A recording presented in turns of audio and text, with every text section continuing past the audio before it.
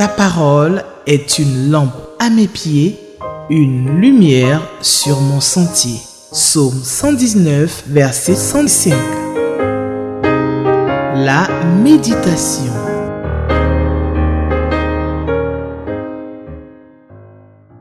Chers téléspectateurs de Espérance TV, bonjour. C'est avec beaucoup de plaisir que, en ce premier jour de l'année 2024, toute l'équipe de la Ligue pour la lecture de la Bible qui anime l'émission La Méditation à la télévision Espérance TV se retrouve sur ce plateau. Nous sommes actuellement dans les locaux de la Ligue pour la lecture de la Bible. Et c'est pour nous vraiment une grande joie de nous retrouver pour cette première émission de l'année 2024. Et nous vous souhaitons une bonne année 2024. Vraiment. Nous souhaitons que cette année soit pour vous une année de joie, que cette année figure au rang des années les plus heureuses de votre vie. Que le Seigneur vous bénisse et qu'il vous garde. Que le Seigneur fasse luire sa face sur vous et qu'il vous accorde sa grâce. Vraiment, nous prions que le Seigneur fasse de l'année 2024 une année bonne et heureuse pour chacun de vous. Une année où vous trouverez le temps de méditer chaque jour la parole de Dieu. Parce qu'il le dit lui-même, que médite cette parole jour et nuit en parlant à Josué. Que ce livre de la loi ne s'éloigne point de ta bouche, médite-le jour et nuit, car c'est alors que tu seras heureux, c'est alors que tu réussiras dans tes entreprises.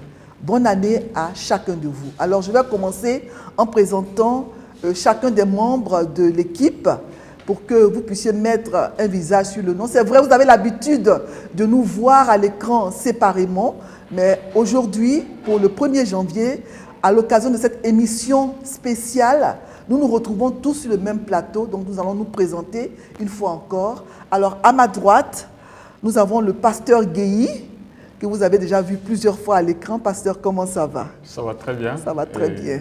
Très heureux d'être là. Shalom à tous. Que Dieu nous bénisse encore ensemble. Merci. À ma gauche, nous avons le colonel Dongo. Alors, colonel, comment ça va? Assalamu alaikum.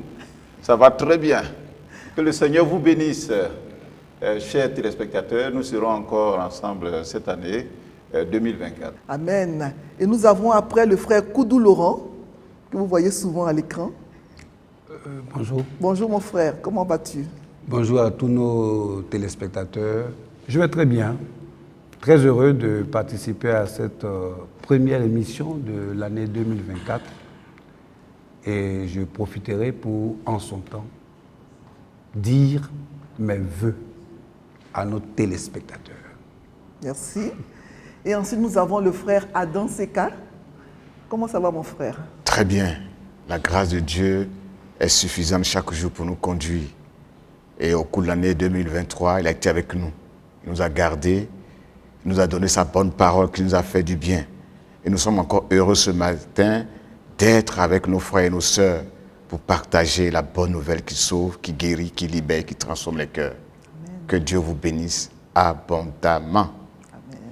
Et ensuite, nous avons le frère Aoni Raphaël. Shalom. Shalom aux téléspectateurs d'Espérance TV. C'est une joie de nous retrouver en ce premier jour de l'an et de vous dire que nous allons encore parcourir toutes les arcanes de la Bible pour continuer de parler de Dieu parce que sa fidélité est un bouclier et c'est cette fidélité qui nous a donné d'être là encore en ce jour et nous voulons bénir son nom pour cela. Amen. Alors, toute l'équipe s'est présentée. Moi, je suis donc Madame Atebi Nyalega Rachel, et je fais donc partie de cette équipe qui anime l'émission La Méditation sur Espérance TV. Je vais donner la parole au frère Aoni qui va donc présenter brièvement la Ligue pour la lecture de la Bible, ce qu'elle fait, ce qu'elle est et tout ça. Voilà, merci, chère sœur. Je crois que c'est opportun d'en parler pour ce premier jour de l'an. La Ligue pour la lecture de la Bible est une association inter-ecclésiastique, donc ce n'est pas une église. La Ligue est la servante des églises. La Ligue travaille avec les œuvres chrétiennes. La Ligue se met également à la disposition des individus, des groupes. Et puis la Ligue, c'est une armée de bénévoles qui travaillent sans contrepartie, j'ai envie de dire, financière. La Ligue pour la lecture de la Bible existe dans à peu près 130 pays. Et la mission, c'est de faire connaître justement la bonne nouvelle de Jésus-Christ et encourager tous les hommes justement à méditer la parole de Dieu et à rencontrer Dieu. En fait, la Ligue donne l'opportunité aux hommes d'être en contact avec Dieu au moyen de la méditation de sa parole. Et les méthodes que la Ligue utilise, vous avez dû vous en rendre compte, la Ligue encourage cette rencontre avec Dieu par une lecture de la Bible régulière, réfléchie, constante, et j'ai failli dire quotidienne même, à travers une méthode qui permet à chaque individu de réfléchir sur les textes qui sont proposés, d'en tirer des leçons pour eux-mêmes et puis surtout de les mettre en pratique pour leur propre vie. Donc c'est un peu ce que la Ligue fait et c'est à travers justement cette œuvre de la Ligue que nous sommes là ce jour pour parler de la parole de Dieu. Voilà. Merci beaucoup, frère Aoni. Donc, la Ligue pour la lecture de la Bible a ses bureaux qui sont situés à Cocody, à l'avenue Jean Mermoz, 23 avenue Jean Mermoz, juste en face de la cité universitaire Mermoz. Donc, vous pouvez venir dans les locaux de la Ligue pour visiter la Ligue, savoir, voir un peu où on est, ce qu'on fait et tout. Merci beaucoup. Alors, je vais maintenant passer la parole au colonel Dongo qui va donc nous présenter la méthode de la Ligue pour la lecture de la Bible avec le lecteur. Comment nous utilisons le lecteur pour méditer la parole de Dieu chaque jour. Merci, Madame Nyariga Atebi. Alors, peut-être avant de passer à la méthode de méditation que le lecteur nous propose, j'ai l'avantage d'avoir entre les mains les manuels de méditation que la Ligue pour la lecture de la Bible met à la disposition donc des chrétiens et des non-chrétiens qui veulent connaître donc Dieu. Alors, la Ligue pour la lecture de la Bible édite 3 lecteurs qui sont des manuels qui nous permettent donc de lire une portion de la Bible chaque jour et 365 jours de l'année.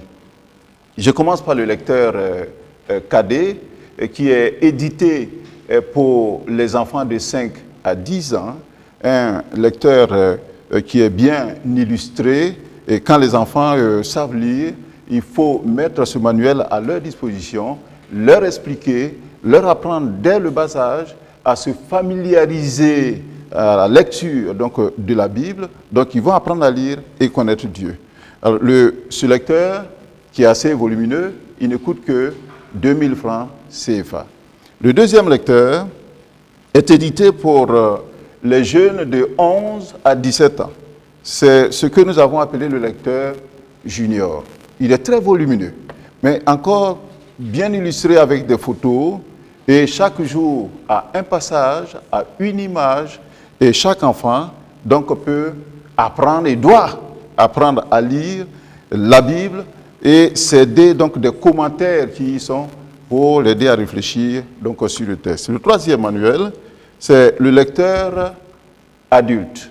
2024, bien sûr. Ceux qui ne l'ont pas, allez-y rapidement dans vos différents shops pour aller donc vous procurer ce manuel. Il ne coûte que 2500 francs. Alors, il existe en 2 formats, le format papier que je tiens, et puis le deuxième format, c'est le format électronique qui sera disponible pour tout le public à partir donc, de votre smartphone.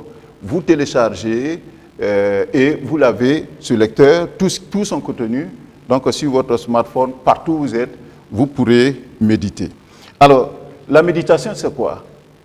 C'est lire la Bible, une portion de la Bible que le lecteur nous donne chaque jour, et puis de réfléchir à ce passage-là pour en tirer la substance. Mais vous savez que lire la Bible, comme ça d'abord, prendre un texte au hasard et puis lire, on se perd. Avec le lecteur adulte, normalement, en 5 ans, 6 ans maximum, on a parcouru toute la Bible et réfléchi à tous les versets donc, qui se trouvent dans la Bible. Comment lire la Bible? Pour la lire, il faut avoir bien sûr une Bible. Moi, j'ai la Bible en version Louis II. Il existe beaucoup de versions. Prenez la version que vous pouvez bien comprendre. Et puis, chaque jour, quand vous vous levez, vous prenez votre lecteur, qui est comme un calendrier, il propose un texte. Par exemple, aujourd'hui, nous allons lire Jean le chapitre 1, du verset 1 au verset 14. Et c'est mis là, donc, dans le lecteur, Jean chapitre 1. Alors, quand vous prenez votre Bible, que vous avez trouvé le passage à lire, et comme c'est la parole de Dieu, il faut demander à Dieu de nous enseigner. Donc, il faut prier. Quand on a prié, on prend son passage. Et puis, on lit. Il faut lire le passage plusieurs fois pour mieux s'imprégner le contenu. Et puis, pour s'aider à réfléchir, la Bible a un certain nombre de questions, sinon un questionnaire, il se trouve là. Et en répondant à ces questions-là, vous comprendrez mieux l'idée qui se trouve donc dans la Bible. Exemple, quand vous avez lu le texte, la première question, c'est de quoi ou de qui parle le texte.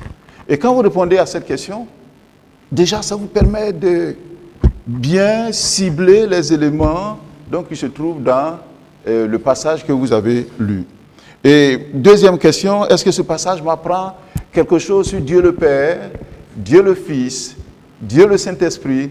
Et puis voilà, en répondant à la question aussi, vous pourrez comprendre. Y a-t-il un exemple à suivre ou à ne pas suivre, ainsi de suite. Donc, il y a au total 8 questions.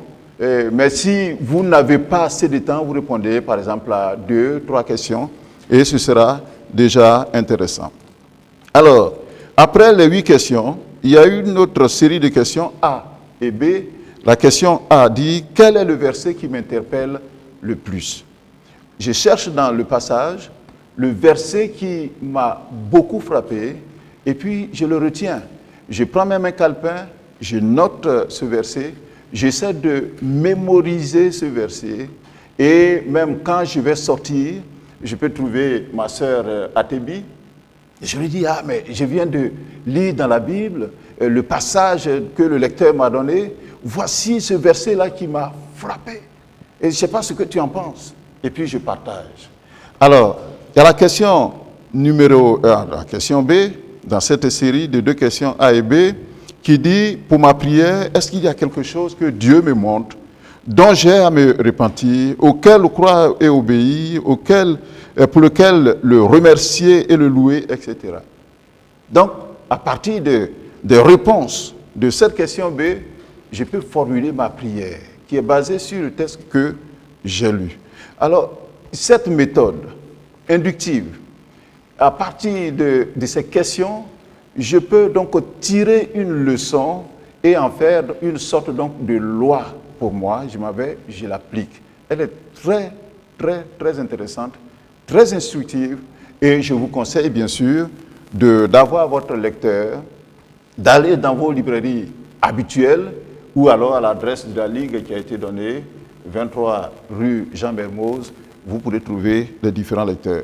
Alors peut-être un conseil. À tous nos téléspectateurs, on offre des cadeaux le 1er janvier ou bien pour l'année à des chefs de service, à des amis, à des parents. Le meilleur cadeau que vous pourrez offrir à quelqu'un pour cette année 2024, c'est peut-être une Bible accompagnée d'un lecteur.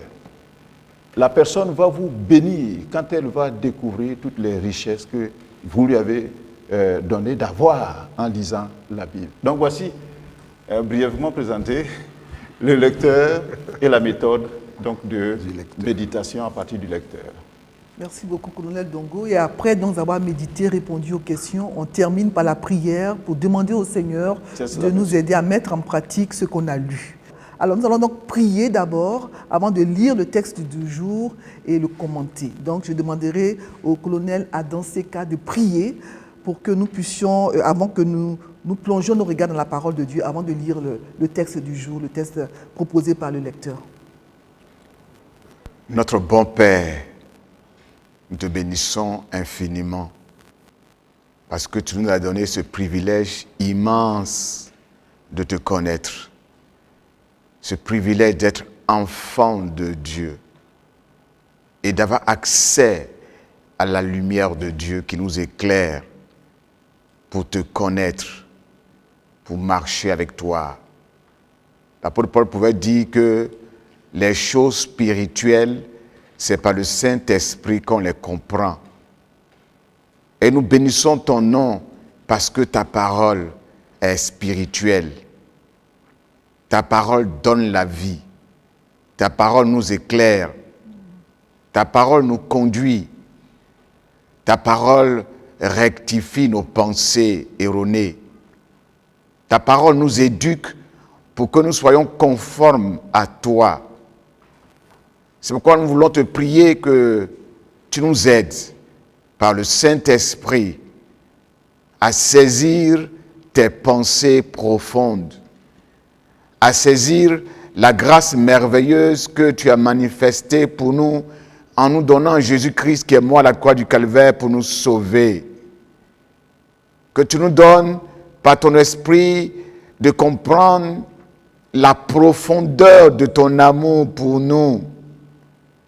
Et qu'en méditant cette parole, nous puissions être affranchis de la mort, nous puissions être affranchis de mensonges, et que nous puissions marcher dans la vérité qui conduit vers le ciel, vers le royaume de Dieu.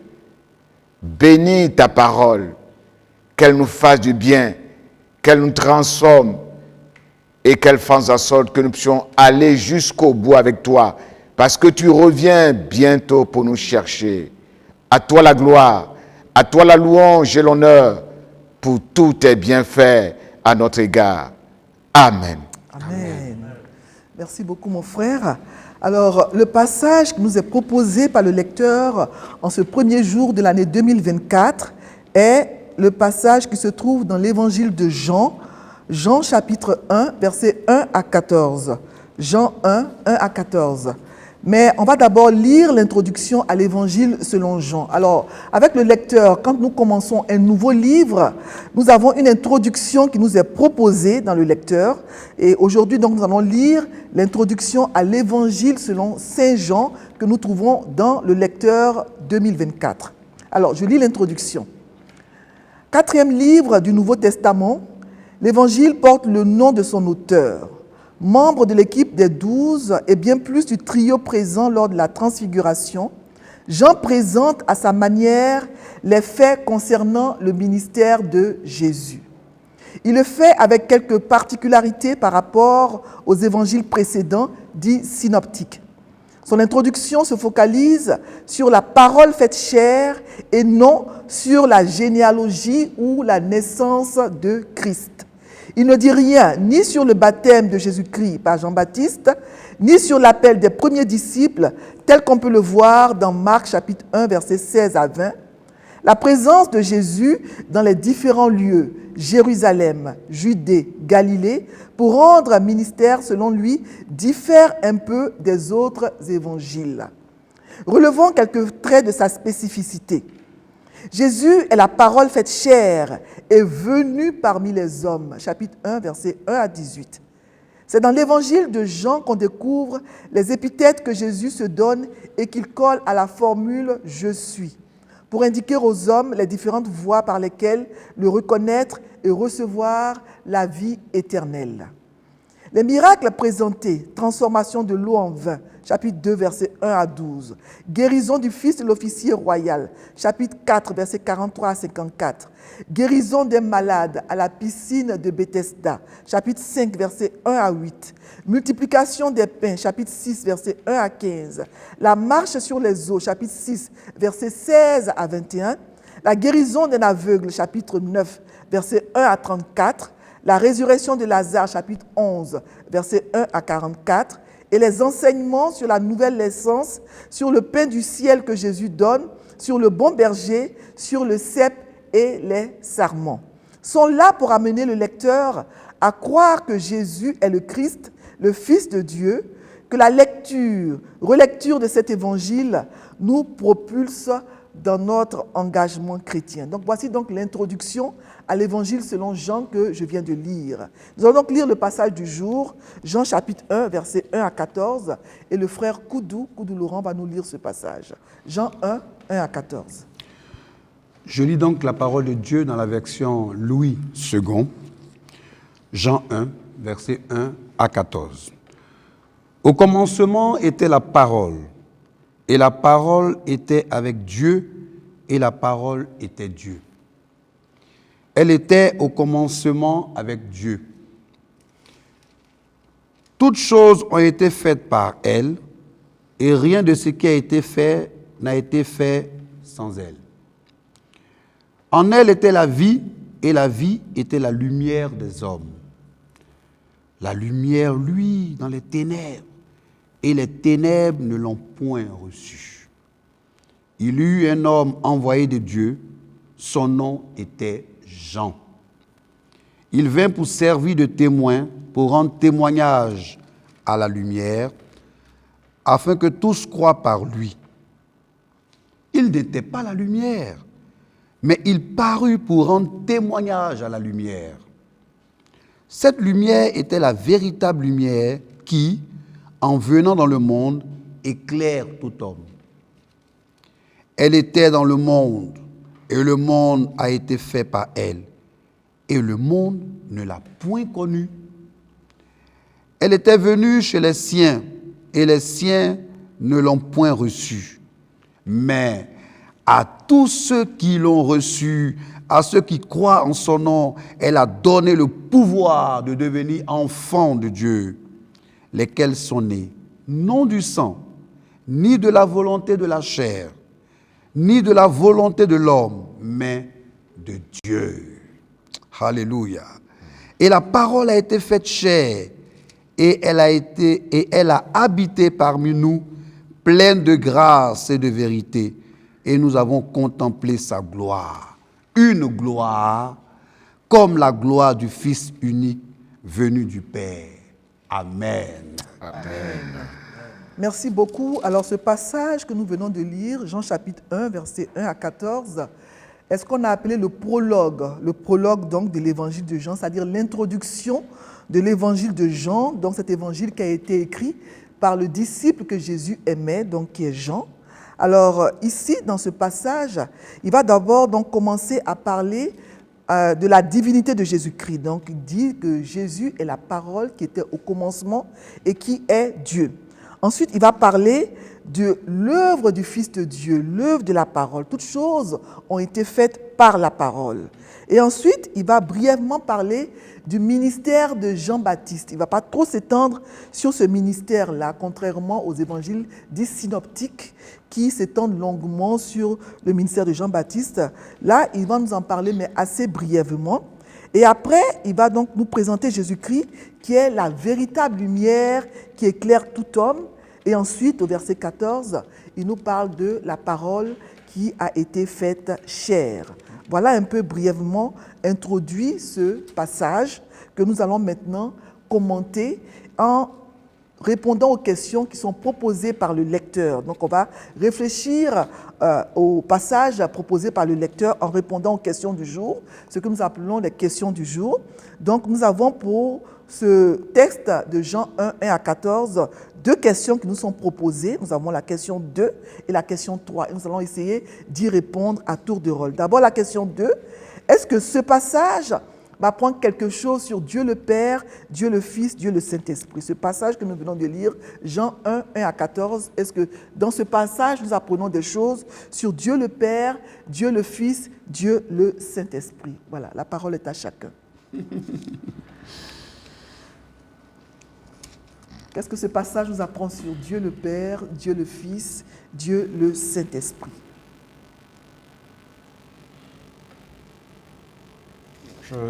Merci beaucoup.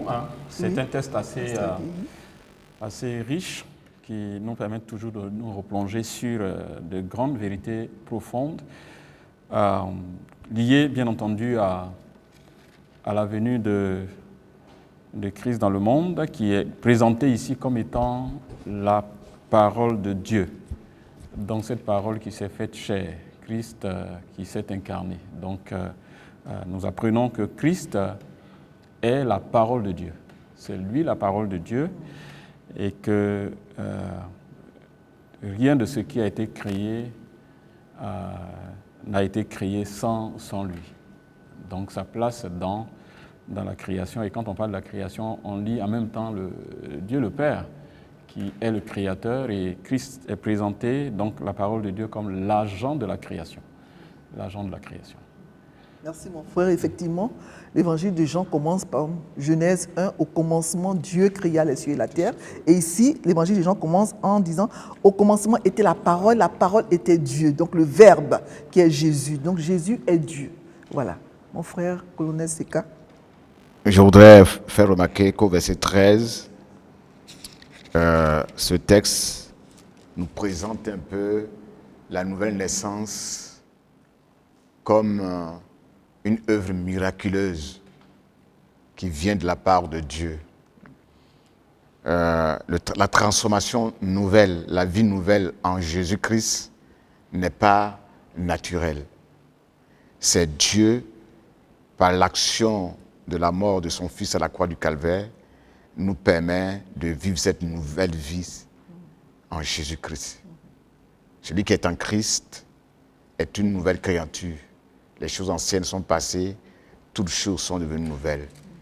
Mais pour que cela se fasse, ce n'est pas par l'action naturelle d'un homme, mais c'est Dieu lui-même qui opère cette transformation miraculeuse. Amen. Mais à tous ceux qui l'ont reçu, versets 12 et 13, ceux qui croient en son nom, elle, la parole, a donné le pouvoir de devenir enfants de Dieu, lesquels sont nés non du sang, ni de la volonté de la chair, ni de la volonté de l'homme, mais de Dieu. Donc, ce n'est pas par la volonté de l'homme qu'on devient enfant de Dieu, mais cela vient de Dieu. Il faut recevoir donc la lumière, la parole qu'est Jésus-Christ. Voilà. Qu'est-ce qu'on peut dire encore sur ce texte? Qu'est-ce que ça nous apprend sur Dieu le Fils, ou Dieu le Père, ou Dieu le Saint-Esprit? Au verset 14, oui. Dieu le Fils était donc à la création. Dieu le Fils a tout créé. Dieu le Fils est descendu sur terre. Dieu le Fils apporte la lumière au milieu des ténèbres. Et puis, au verset 14, la Bible dit que Dieu le Fils, cette parole est devenue, dans ma version, semeur, celui qui est la parole est devenu homme et il a vécu parmi nous. Donc, la Bible nous montre que Dieu le Fils a effectivement vécu parmi nous. Voilà. Merci, oui, la parole a été faite chair en Jésus. C'est lui qui est la parole qui a été faite chair et qui a habité parmi nous. Il a habité sur cette terre et nous avons contemplé sa gloire, une gloire comme la gloire du Fils unique venu du Père. Oui, colonel Seka. Le verset 6 encore nous révèle encore une facette de notre Dieu. C'est lui qui envoie ses serviteurs. C'est lui qui choisit des hommes et des femmes et qui les envoie en mission pour annoncer la bonne nouvelle, pour parler en son nom. Et au verset 6, la Bible nous dit que Jean-Baptiste a été envoyé par Dieu pour être témoin, pour parler de Jésus-Christ, pour préparer le chemin du Seigneur. La Bible pouvait dire aussi que c'est poussé par le Saint-Esprit que des hommes et des femmes ont parlé de la part de Dieu. Donc c'est poussé par Dieu que des prophètes, des hommes, des femmes ont été choisis pour venir parler de la part de Dieu. Personne ne peut se lever de lui-même comme ça, venir et puis enseigner, parler au nom de Dieu, si Dieu ne l'envoie pas. Merci, oui. Jean-Baptiste a été donc envoyé par Dieu pour servir de témoin, pour rendre témoignage à la lumière, rendre témoignage de Jésus. Et il a pu dire, voici l'agneau de Dieu qui ôte le péché du monde. Il a ainsi donc rendu témoignage de Jésus, il a rempli sa mission. Voilà, oui, colonel Dongo. Oui, je voudrais dire que sur tout ce qui a été dit, que Jésus, c'est la parole.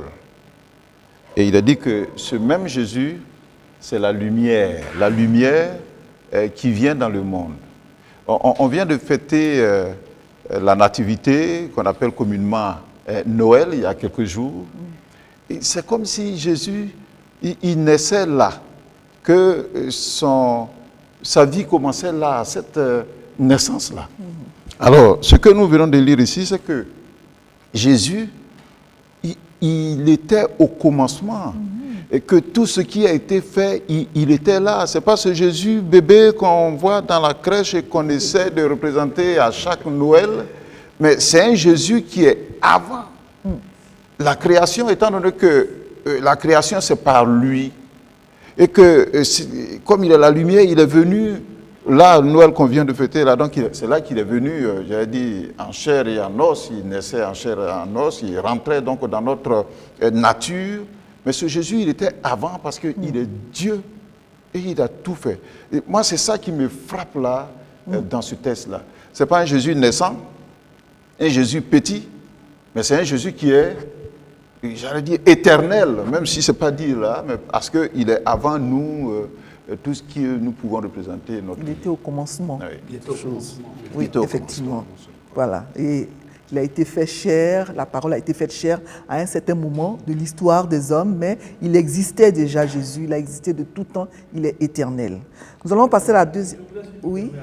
Je voudrais donc juste ajouter dans la version que j'ai, c'est le verset 9 dit « Celle-ci était la véritable lumière, celle qui en venant dans le monde éclaire tout être humain. » La précision est de taille, la véritable lumière. Ça veut dire donc qu'il peut exister des fausses lumières.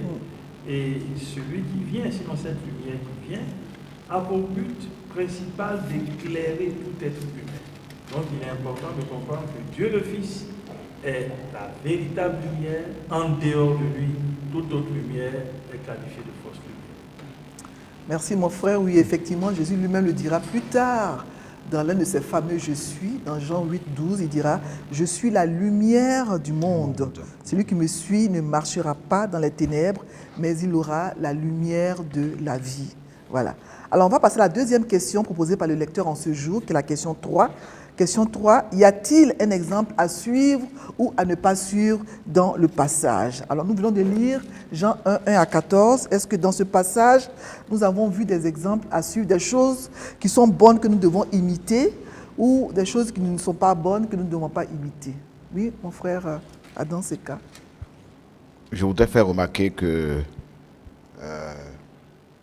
en matière d'obéissance, notre Maître Jésus, notre Seigneur Jésus-Christ, est le parfait modèle. Et dans ce texte que nous venons de méditer, il y a 3 pensées qui ressortent de son obéissance.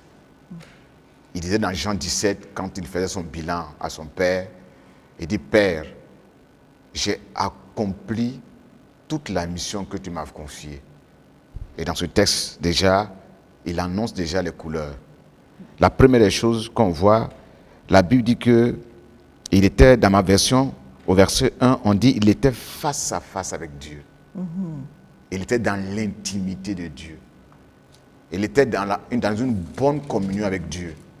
C'est pour cela que dans l'un de ses enseignements, il disait à ses disciples et aux pharisiens, il dit, ce que je fais là, c'est ce que j'ai vu de mon Père, c'est ce que je fais. Parce qu'il était dans une bonne communion avec lui. Au verset 5, on dit la lumière rayonne vers les ténèbres. Jésus-Christ est venu pour apporter une lumière qui rayonne, pour écarter les ténèbres. Et comme il nous l'a enseigné à nous, ses disciples, il dit que la lumière que nous sommes ne doit pas être cachée sous un boisseau. Mais cette lumière-là doit briller, elle doit rayonner, elle doit éclairer. Et c'est ce que Jésus a fait. Il est venu, et la Bible dit qu'il n'a jamais péché. Sa vie rayonnait de la gloire de Dieu, de la lumière de Dieu.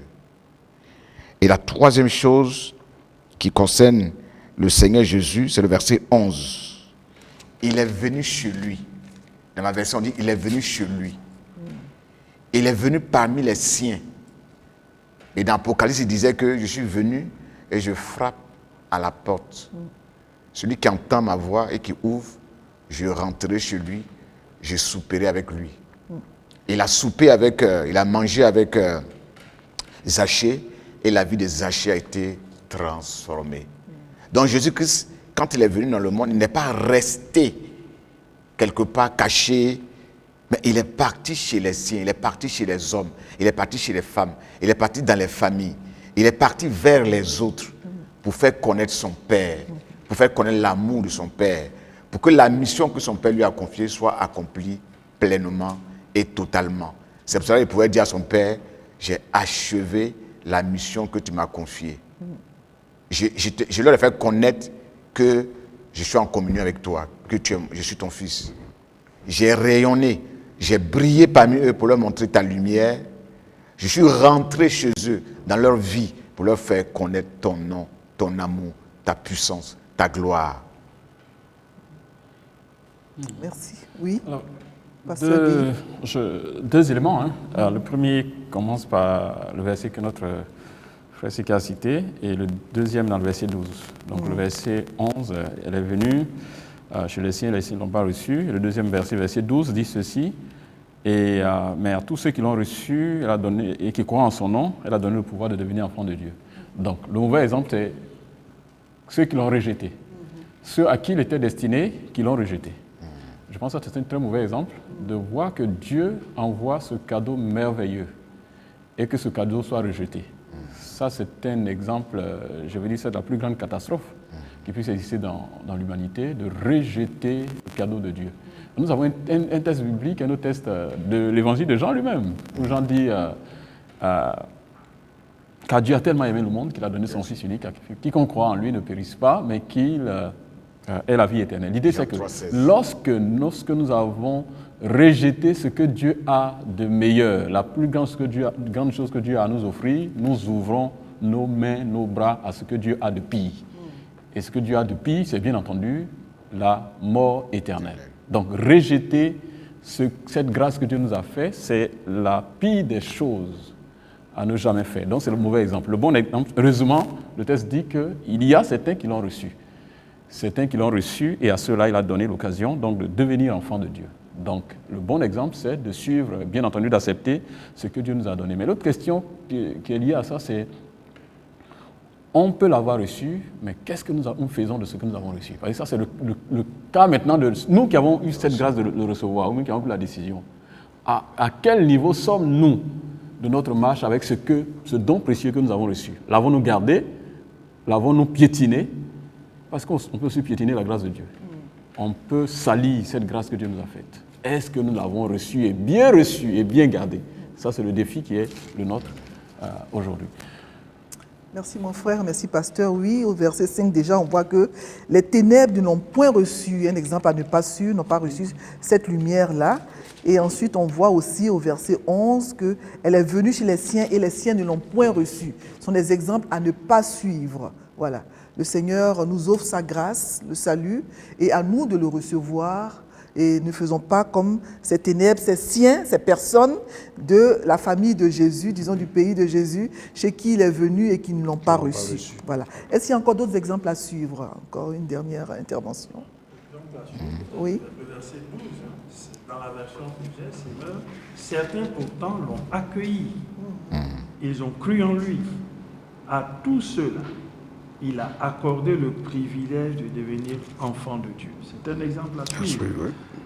Ceux qui l'accueillent, ceux qui le reçoivent, ils bénéficient d'un privilège hors pair, hors nom, devenir enfant de Dieu. Et c'est le lieu aussi de rappeler qu'on ne décrète pas d'être appelé enfant de Dieu. On peut même se prévaloir de cela, mais la condition sine qua non, c'est de recevoir ce don que Dieu a donné. Donc on voit bien que l'exemple à suivre, c'est effectivement d'ouvrir son cœur et d'accueillir ce don merveilleux qui nous donne le droit, le plein droit d'avoir l'identité d'enfant de Dieu. Voilà. Merci beaucoup mon frère. Et c'est un privilège qui est offert à tout homme, à toute femme, à tout être humain. La grâce, elle est disponible. Tout le monde a la possibilité de saisir cette grâce-là. Malheureusement, beaucoup de gens ne la reçoivent pas et c'est dommage. Oui, mon frère, c'est le cas. Je voudrais faire ressortir aussi le verset 14b, là, la partie concernant cette pensée-là. Oui, nous avons contemplé sa splendeur glorieuse. Quand on lit un peu les évangiles et puis les épîtres, et puis on lit aussi le livre de Jean, on retrouve un peu cette pensée. Jean dit, et puis l'apôtre Pierre aussi en parle, quand on lit dans Actes des apôtres, on retrouve encore cette même pensée. Cette pensée dit que ce que nous enseignons, ce que nous partageons avec vous, c'est ce que nous avons contemplé, c'est ce que nous avons vu, c'est ce que nous avons touché, c'est ce que nous avons expérimenté, c'est ce que nous avons senti, c'est ce que nous avons goûté. Nous ne rencontrons pas des choses, des histoires, mais nous avons contemplé sa gloire. Sur la montagne de transfiguration, ils ont vu Jésus dans toute sa gloire. Pierre, Jean et Jacques. Donc ce que nous enseignons là, ce n'est pas des histoires, ce n'est pas des légendes, mais c'est ce que nous-mêmes avons expérimenté, c'est ce que nous partageons avec vous. C'est pour cela que le message du chrétien, pour que ce message ait un impact sur les autres, ce message doit être vécu par nous-mêmes. Il faudrait que nous sentions cela, que nous touchions Jésus, que nous le contemplions, afin que ce que nous disons puisse avoir de la valeur et de l'impact sur les autres. Merci mon frère. Alors on va donc s'arrêter là pour le commentaire du texte. Vous voyez que c'est un texte qui est très riche, ce prologue de l'évangile de Jean qui présente le Seigneur Jésus, qui présente son œuvre. La parole s'est incarnée, le Verbe s'est incarné, est devenu chair et cette lumière est venue pour éclairer tout homme. Malheureusement, beaucoup de gens ne la reçoivent pas. Et notre prière, notre désir pour vous, c'est que en cette année 2024, chacun de vous reçoive cette lumière et devienne un enfant de Dieu. On est enfant de Dieu, pas par la volonté de la chair, mais cela vient de Dieu. À tous ceux qui l'ont reçu, à ceux qui croient en son nom, elle a donné le pouvoir de devenir enfants de Dieu, lesquels sont nés non du sang, ni de la volonté de la chair, ni de la volonté de l'homme, mais de Dieu. Pour moi, c'est le plus beau verset.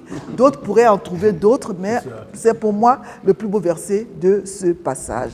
Voilà. Alors, après avoir donc réfléchi sur le texte, comme nous venons de le faire, en répondant aux questions, on lit le commentaire du lecteur. On ne va pas le lire aujourd'hui parce que le temps nous fait défaut, mais sachez que quand vous avez fini à la maison de réfléchir sur le texte, c'est après seulement que vous lisez le commentaire, l'explication du lecteur. Beaucoup de gens, malheureusement, lisent le texte et passent directement au commentaire du lecteur. Non, réfléchissez vous-même sur le texte d'abord en répondant aux questions et après, vous lisez le commentaire du lecteur qui vous aide à mieux comprendre le texte. Alors, nous allons donc nous arrêter là pour aujourd'hui, pour le commentaire du texte. Nous allons prier pour demander au Seigneur de nous aider à mettre en pratique sa parole que nous venons de lire. Nous allons prier avec le pasteur Guy. Prions le Seigneur. Père Céleste, c'est toujours une grâce pour nous de pouvoir lire ta parole jour après jour. Seigneur, tu nous as accordé cette grâce au cours de l'année écoulée, en 2023.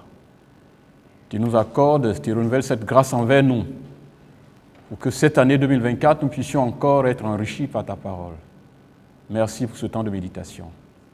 Seigneur, tu es venu à nous pour nous donner la grâce d'avoir accès au Père. Nous voulons, Seigneur, te prier de nous aider encore et encore à nous attacher à toi, à nous qui t'avons reçu. Mais nous prions aussi pour ceux qui encore hésitent à faire le choix, à prendre la décision de t'accepter comme Seigneur et Sauveur. Éclaire leur vie, leur intelligence et permets-leur de faire le plus grand choix qui puisse exister dans leur vie, de choisir Christ, la lumière du monde, le salut que tu apportes au monde. Nous te prions, Seigneur, de te souvenir de toutes ces personnes. Merci de bénir notre année et d'accompagner chacun de nos pas, de bénir toutes nos entreprises, de bénir nos familles et de permettre, Seigneur, que ta parole reste permanemment, non seulement au sein de nos familles, mais dans nos cœurs, et que la gloire de notre vienne, Père, au nom de Jésus. Amen. Amen. Amen. Alors nous vous souhaitons encore une bonne et heureuse année 2024 avec la méditation quotidienne de la parole de Dieu. Que le Seigneur vous bénisse et qu'il vous garde. Amen. Amen. Shalom. Amen. Shalom. Amen. Ta parole est une lampe à mes pieds, une lumière sur mon sentier. Psaume 119, verset 105. La méditation.